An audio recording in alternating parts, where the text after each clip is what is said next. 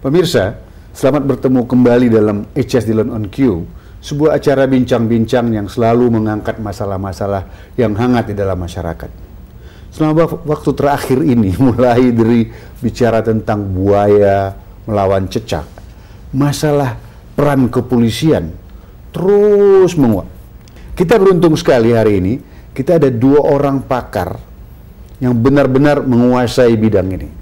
Beliau ini telah mendalami reformasi dan terutama reformasi Polri, sehingga sekarang itu menduduki jabatan sebagai penasehat ahli Kepala Kepolisian Republik Indonesia. Selamat datang, Pak Kostorius. Selamat datang.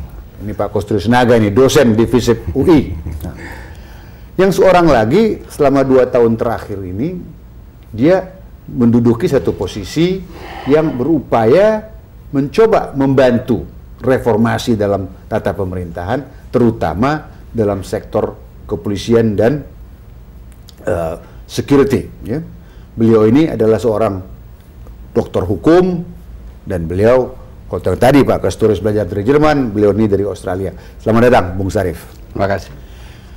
Pak Kostorius, kalau tadi kita angkat masalah ini, ya, sebetulnya nanti bisa dijelaskan oleh beliau, karena saya pernah pakai serban partnership juga, itu nggak terhitung tuh, mungkin sudah 40 miliar uang yang dikeluarkan, dan malah presiden yang sekarang ini sangat ikut aktif, baik sebagai Menko Polhukam untuk Law Summit maupun sebagai co-chair Governing Board Partnership. Di mana nih menurut penilaian Pak Kostorius kita salah ini sampai jadi begini?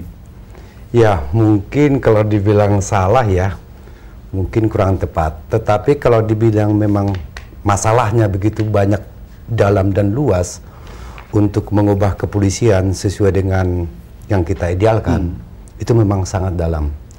Kepolisian ini kan baru mengalami suatu transformasi, khususnya di dalam landasan regulasinya sejak 2002, yaitu lewat Undang-Undang Nomor 2 Tahun 2002. Titik berat Undang-Undang Nomor 2 2002 sebenarnya hanya memisahkan kepolisian dari TNI. Dulu di zaman sebelumnya kita tahu dua lembaga ini bersatu, sehingga kita lihat memang pada saat itu tidak ada yang disebut dengan penegakan hukum seperti itu. Nah, 2002 dia itu terpisah dan menjadi langsung di bawah presiden untuk 3 fungsi utama, yaitu penegakan hukum, pengawasan masyarakat, dan pelayanan masyarakat. Nah, mandat baru ini, mandat konstitusi yang baru ini tentunya harus diikuti dengan perubahan paradigma, khususnya paradigma kultural maupun perubahan manajemen organisasi, dan juga kompetensi sebenarnya, kompetensi dari kepolisian untuk melaksanakan fungsi-fungsi ini.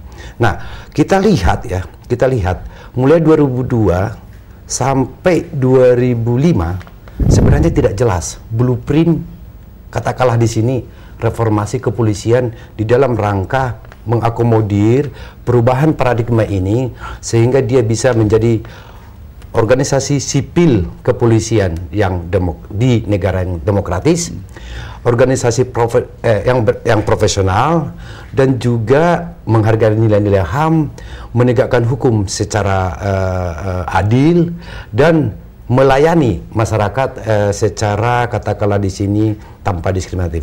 Nah, ini semua mengandung sebenarnya paradigma perubahan kultural dari seluruh aparat kepolisian, mulai dari Kapolrinya sampai kepada ke bawah, dan juga ini menuntut suatu katakanlah tatanan baru di dalam institusi Polri, agar para aparat ini memang benar-benar tidak hanya ganti baju begitulah kira-kira, ganti undang-undang, tetapi juga ganti spirit, ganti semangat, dan ganti orientasi. Nah, inilah sebenarnya masalah ini yang sangat begitu luas, sehingga kita lihat memang di dalam proses, di dalam perubahan ini ya terjerembablah kepada yang disebut dengan seperti Bang Dillon tadi bilang, cicak dan buaya, terjerembab di dalam abuse of power yang berlebihan, terjerembab di dalam berbagai konflik internal dan macam-macam. Tapi ini memang jadi transformasinya yang belum lagi selesai. Benar, transformasinya. Nah, ini Bung Sarif, walaupun Bung baru 2 tahun dan ini udah lama bantuan dari partnership ini dan bantuan dari berbagai donor ya. Betulnya dari mulai rekrutmen, training, promotion ya, kita udah upayakan dulu tuh banyak sekali. banyak sekali bantuan. Karena dulu saya selalu pikirkan, setelah pengalaman saya gagal dengan tim gabungan pemberantasan tindak pidana korupsi, istilahnya pressure from without, capacity from within. Kita dulu coba capacity. Nah sekarang kalau menurut pandangan Bung yang sehari-hari pandangan ini, kenapa ini kita ini? Oke, pertama terima kasih Pak Dilon. Sebenarnya Pak Dilon yang harus menjelaskan dari awal, karena Pak Dilon yang membidangi pertama mulai dari undang-undang yang tadi yang katakan oleh Pak Karto Sinaga, bahwa kita di partnership setelah jatuhnya Presiden Soeharto pada waktu itu, ketika partnership didirikan, salah satu isu utama yang dinilai penting pada waktu itu adalah reformasi di tubuh Polri. Dan salah satunya adalah memisahkannya dia dari Tentara Nasional Indonesia. Oleh karena itu, partnership sejak itulah memberikan sumbangan yang sangat banyak.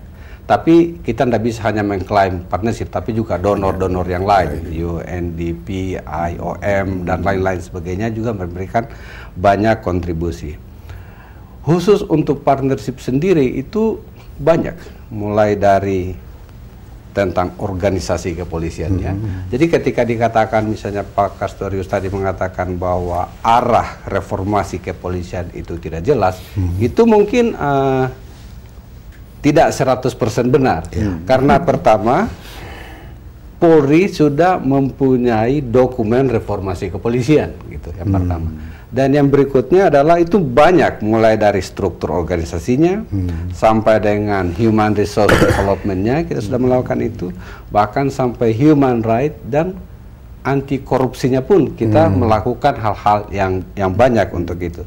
Jadi kalau 40 miliar tadi itu lebih Pak, kalau misalnya itu jauh lebih banyak. Misalnya kemarin saja yang kita membantu Kompolnas misalnya untuk memfungsikan Kompolnas itu menjadi pengawas yang efektif untuk kepolisian. Pernah efektif nggak? Saya pikir hanya ketawa-ketawa aja mereka ini. Ya makanya kita berusaha, itu lebih 10 miliar.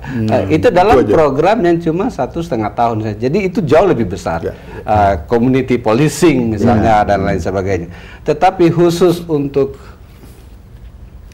merespons perkembangan akhir-akhir ini, itu mungkin penting sekali kita melihat bahwa ada hal mungkin yang keliru dilakukan oleh kepolisian, bahwa semua project and program interventions yang awalnya disetujui oleh Kapolri dan seluruh jajarannya untuk diimplementasikan untuk perbaikan Kapolri, itu tidak dijalankan 100% atau bahkan tidak dijalankan sama sekali, atau setelah dijalankan itu menjadi tidak serius dikerjakan. Contoh, salah satu yang kita banggakan dan yang Pak Dilon banggakan itu adalah misalnya tentang proses rekrutmen polisi yang transparan dan akuntabel, which is the first step dari law enforcement agency yang melakukan itu, khusus untuk Bintara.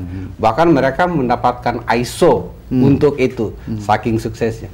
Tetapi apakah betul bahwa penerimaan polisi sekarang itu tidak melibatkan lagi misalnya proses-proses ya yang uang di dalamnya, atau untuk menduduki jabatan tertentu, itu tidak melibatkan lagi unsur-unsur uang. Itu juga mungkin perlu kita perhatikan.